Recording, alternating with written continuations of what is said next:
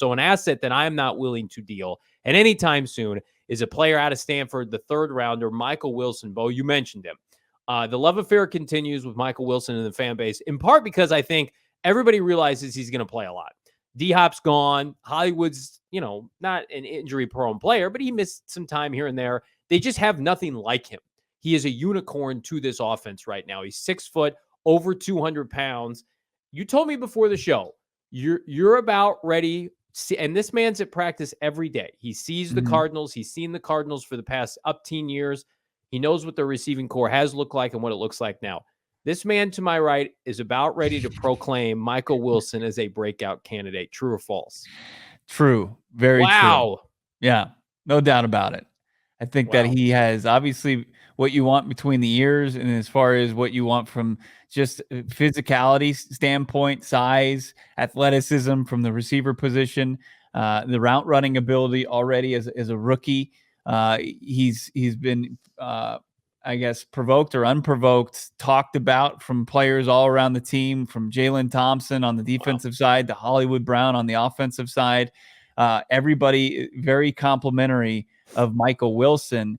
And, I think he's almost oblivious to even the reps he's getting in practice. He's like, well, I'm getting reps here because Hollywood, was dealing with some undisclosed injury of some sort. And it's like, and we'll learn about, what positions he's played. But I think that this is a guy that the Arizona Cardinals were able to get at the end of the third round, that if he stayed healthy in college, would have gone a lot higher. And they were in a prime position to get him when they did. And he's going to outplay that third round grade very quickly for the Arizona Cardinals. Han Shot first. I love this. I'm on the verge of buying a Michael Wilson jersey. Not kidding. Hold on. Like, he's already changed his number. Just wait until he locks in his number after the preseason. Just see if he's going to stick even with 14. I'm about ready. If he's a starter and he's healthy, like, give him a single digit. Let him ride. What's Marvin Harrison? What's Marvin Harrison Jr.? No, don't do that. Marvin Harrison Jr. is what, 18 at Ohio State? So keep 18 free, but single digits. I mean, we haven't seen Ojulari, but that's his number. Now, BJ, maybe pick a different number, my man. Keep that one warm for a certain Ohio State Buckeye. Listen, we are due. We are past due for something like this to happen for this franchise. And typically, when you hear rumblings of a player that looks really good, typically then they at least produce as a solid NFL player, if not then some. So dating back to my time podcasting, covering the team, it was Tyrann Mathieu, 2013, was just immediate. Hey, this is one of our best players, and he's going to play a lot, and he's fantastic. He might go to the Hall of Fame. He won a championship with Kansas City. Should have played longer in Arizona, but the talent's always been there. David Johnson asserted himself behind Chris Johnson. That training camp was explosive. Couldn't stop scoring touchdowns early in his career. Was evident, right? I remember Darrell Washington once upon a time jumping off film, jumping off tape at the red and white practice. Like, it was evident this guy's going to be a plus player. And even, you guys think I hate this player, even Rondale Moore. I remember Rondale Moore's training camp 2 years ago. I think it was 2 years ago, where he was electric at training camp. Go look up the articles. His issue is he just can't stay healthy. And so I think it's met, and his usage has been terrible. But the ability, as you guys see on Sundays, when he's allowed to streak downfield vertically and he's healthy and he's capable, he can be a plus player in the NFL. I don't think there's a scenario outside of injury that's going to stop this young man. I mean, it's so cliche to say, well, he went to Stanford, he's smart. Well, he's super bright, and I think the physical tools are there. Go look what he did at the Senior Bowl during that week of practice, torching defensive backs that went high in the draft, left and right. Cardinals are due, man. They need a player like this badly to emerge. I think when you mentioned David Johnson, that kind of rang a bell. Like, I think he has the temperament and the quiet confidence of a David Johnson in the mold of a Michael Floyd, which would be an unbelievable combo. Like, I think what Floyd lacked was obviously the drive and the ability to really kind of take his skill set. He was 6'3", 220, first round guy. He wasn't able to really harness it. And he had, obviously off the field issue where he got the DUI at the end of his tenure, that ended his tenure. But, I think that Michael Wilson is got it between the ears as well. And it really, when you brought up David Johnson, it's pretty similar. And I think that's exciting when you can mix that because the results they pay off. And where did David Johnson go in the draft? He went late in round 3. And a lot of people were like, "Oh, that's an interesting pick. Oh, really? We should. Amir Abdullah would have been available. You should have traded up for Amir. Nope, you take this kid. Small school. I know Stanford's not a small school, but they underperformed. Yeah, but they played I just they were one of the worst teams in the pack. At the end of David Shaw's tenure, it wasn't a lot of good football. Like McKee, the PFF mock draft simulator darling, and he belongs here. Wilson, they were like the guys out of that school that were really only worthy of NFL playing time. Did you get to talk to Michael today? We did. We absolutely did. We talk about the humbleness and the confidence. He talked about, getting the reps that he did in practice and how it's kind of built his confidence to this point and going into training camp. I feel confident. I feel really confident. I think if I had to grade myself, I think I've done pretty well. I think I've made the plays that have come my way. I've showed up consistent in my personality, consistent in my work. And I've just attacked every day, just not really trying to do too much to impress anyone, but just show up and be consistent and be myself. And I think if you do that for long enough, you'll start to earn respect from guys. But yeah, I'm really, really proud of what I've been able to do over the last 5 weeks, and I'm going to take this and hopefully continue to grow through camp. So, I mean, you love to hear what, he's obviously feeling it, right? He understands that there's a lot of hype surrounding him, but he's also keeping himself humble to where he understands that, like, and what, like Jonathan Gannon called it, like pajama games or something like that. Like, guys can really impress in shorts, and he understands that what it does. Like, it's great that he's making a name for himself now, but it's really going to matter when training camp begins and preseason, regular season. And it really seems like he's got the right approach. Right. It'll mean nothing if he's not out there making plays in August and September.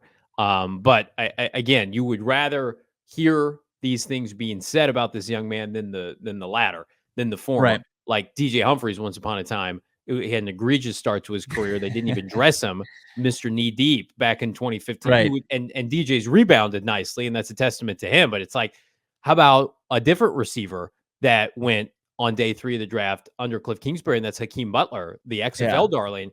He was in, before his injury that year during training camp, there was talk they were going to outright cut or release Hakeem Butler because he was so bad during training camp and mini camp. He just couldn't put it together. I mean, think about that. Hakeem Butler, who was a specimen, 6'5" at Iowa State, tore up the Big 12, just couldn't be competent during training camp to the point where the Cardinals were like, goodbye. And then other teams tried to move him to tight end. You think of it, so it's like, this is not, everybody knows this. The draft is not an exact science, right? Right. It's not. If it was, every team would be good. If you could project who's going to be great, who wasn't going to be great. So, I mean, like, you could make an argument like Michael Wilson doesn't have, of course, the Hakeem Butler statistics, but he's putting together everything else that Hakeem Butler failed to do. So, knock on wood, the biggest thing for this kid is just to stay healthy. Can he stay healthy and avoid those critical setbacks? He missed 2 years straight in college because of some fluke injuries. It's a tall task because everybody bigger, faster, stronger in the NFL. Plus, his quarterbacks, until Kyler Murray comes back, a little dicey, right? We don't know about old Clayton Tune and Colt McCoy's, 100 years old. Can they get this guy the football when he gets open? Because I think that's going to be the most frustrating thing is like, hey, look, the rookie's open. Look, he's producing airmail ball, hospital ball, right? We want to make sure that we're setting this kid up for success too. But we're anxious to hear more from our guy, Michael Wilson, who presumably, Bo, right now, I would say if I was projecting my starting lineup for the Cardinals, how can you not put him in the starting lineup right now? Right, and he kind of gave us some insight into how Drew Petzing, how Jonathan Gannon are approaching him. I think it really sounds like they're just trying to find a spot for him on the field. Here's Michael Wilson talking about what the biggest challenge was, and it was learning a ton of positions. Definitely, I would say the playbook, learning all positions. So the first probably 3 to 4 weeks, Coach Terrell had me playing X. And then from there, like the last week or two, he started integrating me at Z and F. And so just trying to learn every position and not having to think where, they say the play and it's like, okay, that's what I got. You know what I mean? It just like in college, being in the same system for 4 or 5 years, it's like, I got it now. Versus here, there might be a little delay. And so definitely with 4 weeks until training camp, until we come back, just gonna grind in that playbook, because that way when training camp starts, I know it's X, I know F, I know Z, I know what the tight end has, I know what the running back has, I know what the progression is from the quarterback standpoint. So once I can, work out those, kinks and bolts of that, I think it'll be really, really good.